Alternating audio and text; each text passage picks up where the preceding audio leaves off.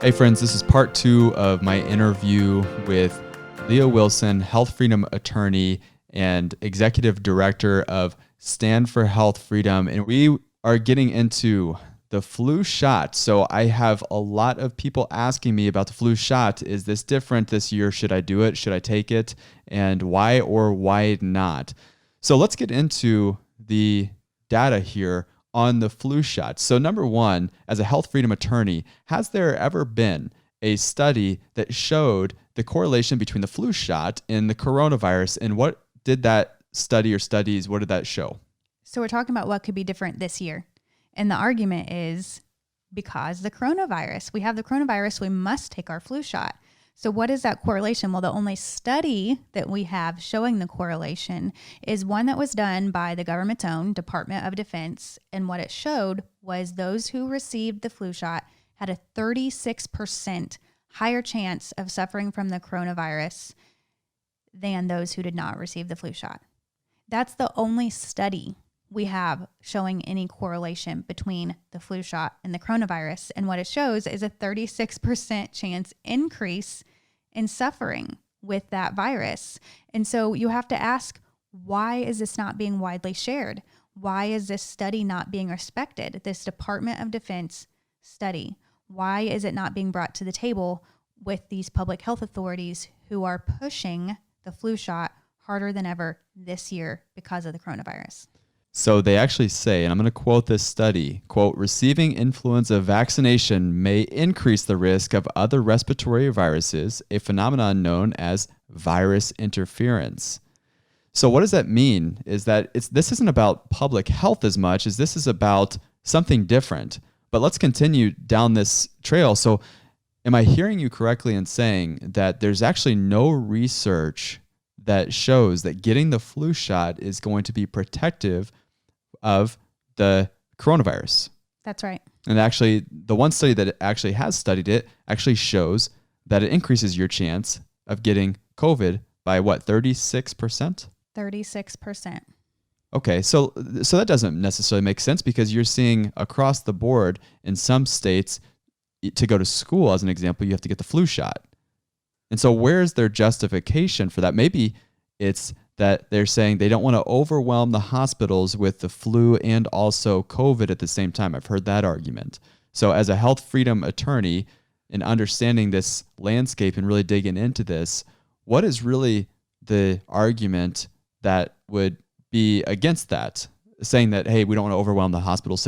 We don't want to overwhelm the hospitals and get flu and COVID at the same time. So how would we counter that intention? Well, what's your response to that? So now I'm probably going to get the flu shot because I don't want to overwhelm the hospitals. Well, first I would want to see proof that that's even going to be the case. And so we have to dig in and ask, okay, so these policies are being brought forth, whether they're in the legislature creating a mandate or not, because here in Indiana, we haven't seen that yet, which hopefully we won't. However, we are seeing in some Midwestern school districts that the schools are now saying, we won't let you play sports unless you get your flu shot. Mm-hmm. Or they're saying, you can't go to this university unless you get the flu shot. So there are some institutions, some athletic departments that are already pushing these edicts. And the thing is, we have to ask why. Like, what is the justification? When you dig in and look at the policies that are being put in place, people are citing things such as the symptoms are so similar that we might be confused. Ding, ding, ding. Why do you think Australia is having a, quote, record low flu season? Could it be that we're categorizing these flu-like symptoms as, I don't know, COVID? And it's driving up the numbers for COVID? That must be a conspiracy. So the thing is, I don't see that. I don't see pushing a medical intervention that does have risks as justified because symptoms are similar, especially because the same system that is pushing this has developed tests that they supposedly trust for both of these viruses. So for influenza viruses and for coronaviruses, there are tests to see which ones you have. So then they say, well, we don't want to overwhelm the testing centers. They combated that one very quickly when we were like, well, you have tests, so that doesn't make sense. So now the new statement we're seeing is we don't want to overwhelm the labs. We don't want to overwhelm the testing centers, which we saw that song and dance at the very beginning of the shutdown, was not overwhelming the resources that we have. Well, that's what those resources are there for the people that want to use them. And it's also capitalism. So if there's not enough resources, guess what? New industry makes them really quickly. Did you see what happened with the ventilators? I mean, that was unbelievable how fast they were able to just all of a sudden, out of nowhere, all of a sudden, poof, now we've got all these ventilators that now we know were actually ineffective and actually shown to be harmful. But here's the reality is that we're saying we don't want to overwhelm the hospitals. Well, do you know this? And so we don't want to overwhelm the hospitals. Let me slow down. And so we want to mandate children getting the flu shot. Now, the listen children to aren't this. the ones who go. Children with asthma, listen to this study. Children with asthma that get the flu shot may be 3 times more likely to require hospitalization if they get the flu. Right. Consider that. We know that in kindergarten, there's 1 in 10 that have asthma. So if our kindergartners, we have higher incidence of asthma than we've seen in history, yet we're pushing this intervention on them that might, or that has been shown to increase risk for hospitalization. Your risk of getting COVID increases with the flu shot. Let's not just tiptoe around this. You get the flu shot, you increase your risk of getting COVID. It's that simple. What are we even talking about here? We're talking about overwhelming the hospitals? Well, then don't get the flu shot, because then what are you going to do? Increase your chances of getting COVID. I mean, and also there's a lot of people that really care what goes into their body. And if you don't care what goes into your body, then we really shouldn't even be talking about health right now anyway. Because who's more likely to get COVID? Who's more likely to spread COVID? We know those who are obese, diabetic, have heart disease, and underlying conditions. So if you're still telling me you don't care what goes into your body, well, then you're really should be removed from this conversation in general, because this is a conversation about health and protecting yourself. And what's the best way to protect yourself? And if you think it is laying out your arm and injecting, I don't know, let's talk about some of these ingredients. Ethylene glycol. What's ethylene glycol? It's used in antifreeze. Phenol, which is a carbolic acid. It's a disinfectant and a dye. It's originally used as an antiseptic in surgery. Formaldehyde, which is a chemical used for embalming. It's used in vaccine. It's a preservative. Aluminum, so it's a toxic metal. It's an additive in flu shots that promote antibody responses, and it's again one of those adjuvants. And aluminum is actually widely associated with Alzheimer's disease because it crosses the blood-brain barrier, and receiving 5 or more flu shots during a 10-year time period has shown to increase your chance of developing Alzheimer's. So we're talking about these ingredients. We're talking about what goes into a flu shot, and yet all of a sudden now we dismiss this in the name of public health. We're talking about public health. We're talking about you being healthy. What's good for the individual is good for the whole. So if you believe sacrificing your health for the greater good of public health measures, and you believe that's actually doing good for the public health, you've been lied to. It's a myth we have to reject. To say it's my civic duty to inject myself with something where the risks are greater than the benefits is a myth, because we know that if that person's risk-benefit ratio is upside down, then what does it mean for the society at large? You can't take something that's a little bit good or a little bit bad and then spread it out over the population and make it a good thing. Well, and even the idea, okay, let's throw out all of the safety and efficacy, just the fact that it's, hey, there's harmful ingredients in this. We know that the flu shot increases your risk of getting viral infections, including respiratory infections such as COVID. So let's just put those things to the side for just a minute. The effectiveness of the flu shot in any given year is a roll of the dice. Think about how they come up with the strains that are presented for that flu season. Think about this. A 2015 report by the UK government, of course, it's a lot of these studies that come out are not necessarily sponsored by institutions that are in the United States, or even if pharma gets their hands on any of these studies, you know that these studies then are going to be and come out to be very positive for whatever outcome they were looking at. But there was a 2015 report by the UK government revealed that the flu vaccine prevents just 3% of people. It protects 3% of people. So the flu virus, the H3N2, it mutated more than the scientists expected, and it rendered the vaccine completely useless. In any given year, they have to estimate which strains are going to come over from Asia. And so how many different strains? There's like, last time I looked, there's 272 different strains coming over from Asia in any given year. Maybe that's been updated. If you have any, has that been updated on your end? I haven't seen the number of strains, but really with what we're talking about is, do we have independent research to show whether these strains are covered? So we're walking into a flu season where the shot is being pushed, and what is the likelihood that the shot covers what is being transmitted? Mm-hmm. Well, the independent Cochrane review said that less than 10% of all circulating viruses. So the vaccines might be effective against only about 10% of all circulating viruses. So what is circulating, and is the product effective against what is circulating? So 90% of what's circulating is not covered. Well, so each summer they try to guess what's going to come over. So let's give them the benefit of the doubt. They're really trying to find out which strains are going to come over. So they look at Asia, they look at Australia, and they try to guess which ones are going to be carried over here. And then they give a flu shot that contains anywhere between 2 and 4, depending on which flu shot you end up getting. And so there's 4 in the vaccine out of 272 or however many that are potential coming over from Australia or Asia. And that's why every year after the big push that you see on many of the, what do you call those things, like at CVS and Walgreens, those little, those board, it always says like, get your flu shot today. And, like Walmart has them and whatever those little, you see them driving. On the pylon sign. Those signs. Yeah, those things. And so you see the big push, and you can always feel it coming like this time of year, September, and you start to see it come out, because the uptake on the flu shot of people who get it versus people who don't is 50-50. So most people, or I guess half of the people, not most, half the people are actually not getting the flu shot every year. Why is that? Maybe they have questions. Maybe they've gotten the flu shot in the past and they ended up getting the flu.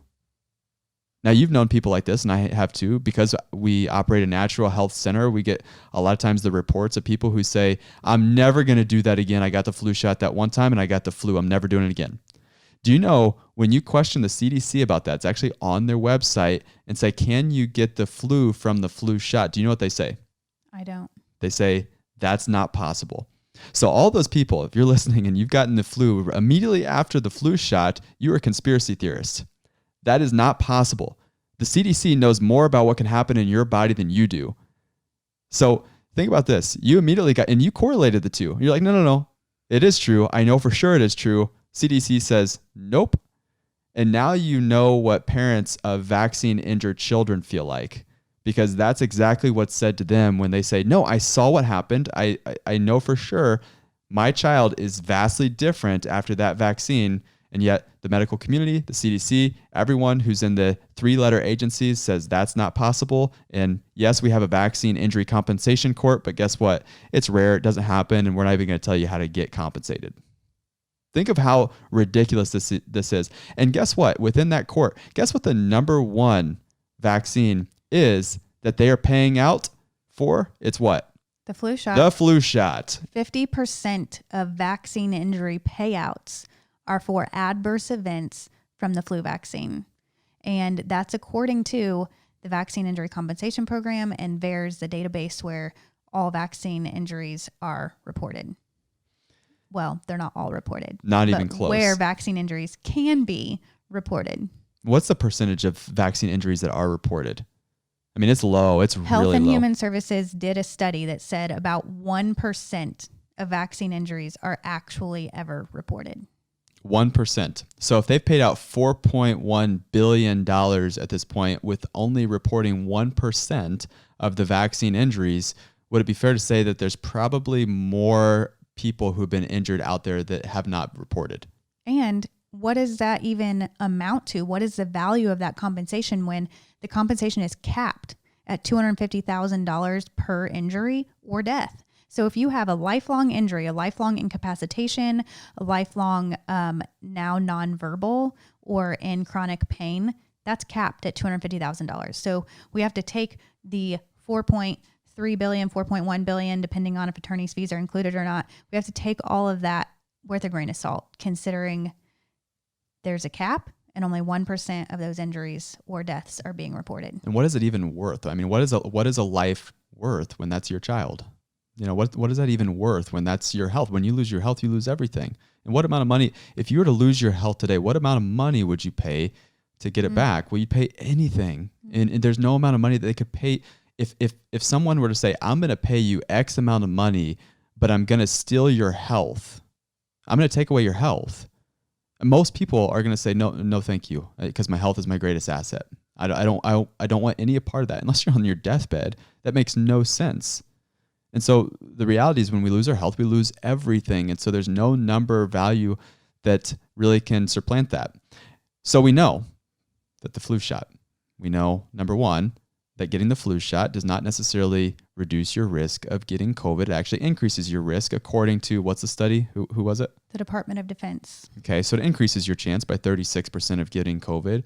And then we say, well, okay, so it's not about you, it's about protecting the greater good, protecting the whole. Well, mandating across the board for children and for adults, we know that it increases those who are more susceptible to injury. It increases their likelihood of ending up in the hospital. So there you have it there, that we know that the flu shot is the number one reimbursed by the Vaccine Injury Compensation Court, and that the number one payout has been for the flu shot. So if they are getting paid out, that means there had to be medical records that needed to be existing there. That means they were part of the medical system. You know, they're not getting injured and staying home. That means they're going to the hospital.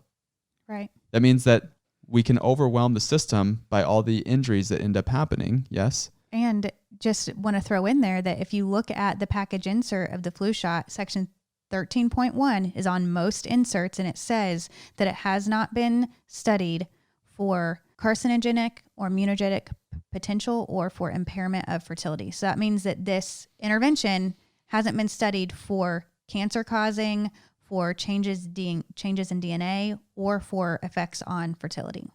And again, what you have is quote, independent fact checkers that will listen to this. And what will they do is the independent, and I'm saying that with quotations right now, independent fact checkers. Independent political spinsters.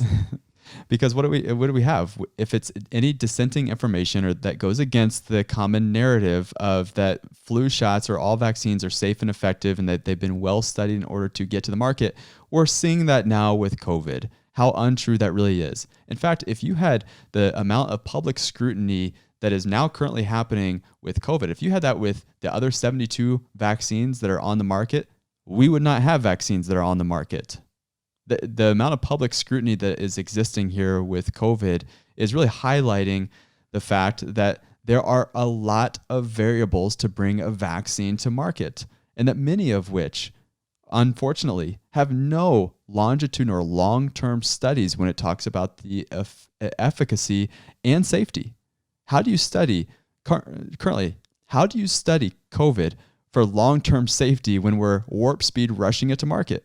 That's right. So do we care about the implications on chronic health conditions, which is what is plaguing our society today, and which is what also created the vulnerable population to COVID? Was those with chronic health conditions are those that are vulnerable. So if we're going to ignore the creation of chronic health conditions, what are we doing to serve a population that is plagued with that very thing? Boom. I think that right there is the biggest point, is what you just said right there. What is the real plague in our society? Heart disease kills 850,000 people per year. Cancer is almost 600,000 people every single year. Diabetes is on the rise. You look at who gets COVID is obese people and people who struggle with comorbidities. So if you're more likely to get it, you're more likely to spread it. So does that mean that we have to then artificially inject you with things that unfortunately have a lot of chronic health conditions and implications about chronic health conditions, such as aluminum with long-term health problems, and formaldehyde, which is known to be a contributing factor with cancer? Does it mean that we artificially try to trick your immune system into being healthy? Or should we look at this from maybe an inside out perspective, which is, hey, the body is innately driven to be healthy. We don't have to go in and interfere. We don't have to try to trick the body into doing what we think it should do at the time that we think it should do it. But the body's already brilliant. Get out of the way. And that's what takes us full circle back to, if you're making this decision, you have to look at, what are my options? So that's getting the flu shot is option one. And what are the other options for caring for your immune system? Because everything that we're seeing today, all of these topics in the media, they are immune system issues. It's not a transmission issue. It's an immune system issue for that person and for the person that is susceptible, who can then transmit it. So when we're looking at the care of the immune system, so yes, of course, the flu shot is one immunotherapy that would be an option that can result in dysregulation of the immune system. However, are there other things that we can do to support our immune systems? What's really interesting when it comes to this conversation about the immune system is that some of the things that we've been saying early on, since February and March and even in April, that were almost immediately, let's call it just discredited, or people came out and said, you can't be serious about talking about sugar and vitamins. We're in the middle of a plague here. And now all of a sudden, what do you have? You have Dr. Anthony Fauci coming out and saying, oh, well, I also take vitamin D and vitamin C. And it's ridiculous that all of a sudden, now that the bell curve is kind of on its way out when it comes to the case count and death count and all of that. And now as we prepare for this quote unquote second wave, which who knows if that's actually true and if that's actually going to be the case. But now all of a sudden you have even the person who widely discredited the use of anything that was other than the drugs and wait for the vaccine and let's put on the masks, let's social distance. And that's the really answer to a low immunity and low immune system. And that's how we protect the most vulnerable in our society. And now even him, what is he talking about? Vitamins. But here's what I see, and I think this is a risk for people. The risk is just taking vitamin D and vitamin C and continue living a life and lifestyle that creates chronic inflammation, that lowers your immunity, that is eating foods that are not life-giving. So if it's not life-giving, it's not supporting a healthy body and healthy immune system, and can continue the belief that health comes in the form of some pill. And that's a risk. And so I think it's important for people to realize this, is that when you take in certain nutrients, it has a direct and profound implication on your immune system and the inflammatory markers within your body. And so there's certain foods, and we know sugar is a big one. Sugar, that almost immediately when you take in sugar, there's an inflammatory reaction that happens within your body. And it's not only the sugar that you eat, but it's also the sugar that you are drinking. And so the vast majority of our sugar, for Americans at least, is coming from our beverages that we're consuming. And so this is our frappuccinos. These are our pops, the sodas, the other sugary drinks that were that are sweetened. And then we say, well, maybe artificial is better, but we know that's not to be the case. But the vast majority of our calories is actually coming from sugar as Americans. That's a problem. And I've heard you say that intaking sugar decreases your immune system for 6 hours. Well, I would argue that the average American and even American child takes in sugar at least every 6 hours. Mm-hmm. And so that means we're living with a chronically depleted immune system, mm-hmm. a chronically suppressed immune system, when we know this is an immune system issue.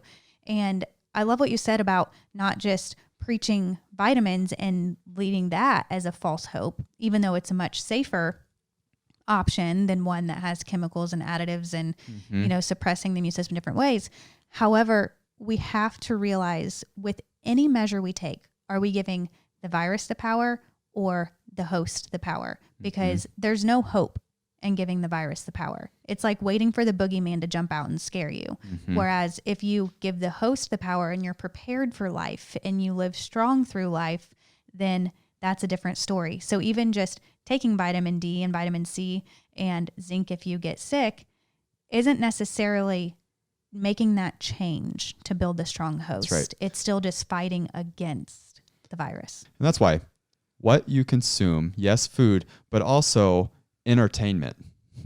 So how can we talk about your immunity without talking about stress? And my, oh my, if you turn on the mainstream news right now, you just look at the narrative in the media, and it's a lot about fear, a lot about why you should continue with your anxiety, a lot about why if you're depressed, it's for good reason, because, you know, the virus is so bad and we can't contain it, and the lack of leadership and whatever else that they want to say is the reasons why you should be mad, angry, ticked off, and continue in that state.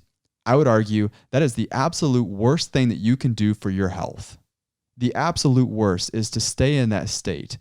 And so stop consuming mainstream media is the point, because that's going to not only hurt your immune system because of the underlying unrest that is created there, whether you perceive it or not, but also it lowers your immunity. There's a lot of studies that show that stress and anxiety decreases your immunity. So if you talk about sugar and now consuming mainstream news, you're talking about the perfect and primed opportunity for any sickness and virus, including COVID. And that shows that we have, so people think, well, it's stressful for me to eat healthy. It stresses me out. Well, you get to choose whether or not it stresses you out to eat healthy, because everything in life adds up to our response. How many times have we been told by a mentor or a leader or a good book in our lives that your life is how you respond? So when you choose how to respond, so I get to choose my response, I get to choose whether or not I'm stressed out by eating healthy, or I see it as an opportunity, or I see it as a lifestyle. And so it's super important to know I don't have control of a lot in life, but I do have control over how I choose to respond. Yep. Well, it's been a good conversation, and I think that we've got a lot of content here for people to kind of soak in. You're probably going to have to go back and re-listen to a lot of this.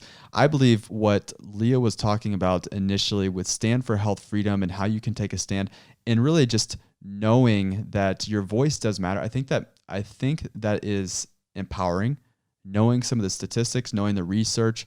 So, you know, what you might do is go back with a pen and paper, write down this information, write down some of those statistics so that you can share that with your friends, family, loved ones, and help them know how to take a stand as well. So that's standforhealthfreedom.com. Make sure you go there, visit the website, but also join the campaign, join the message. I said join the message, join the mission is what I should. So join the mission. This is Dr. Nick Wilson. I have Leah Wilson, Esquire. I like saying Esquire. It's a good word. It's a good word. With Stand for Health Freedom. She's the executive director. This is the Ask Dr. Wilson show. You can find it on where podcasts are played. You can find us on YouTube. You can get on Facebook and Instagram and get on there and follow the information and make sure you also follow Stand for Health Freedom. They also have a great Instagram account. Can really give you a lot of information about bills that are coming up, how you can take a stand, how you can make your voice to be known. And if you do believe that you should have a right in the decision when it comes to medical freedom and the decisions that are made for your way that you dictate yourself and the way that you govern your body and how you choose your medicine, well, make sure you join the conversation there on Instagram and get on standforhealthfreedom.com.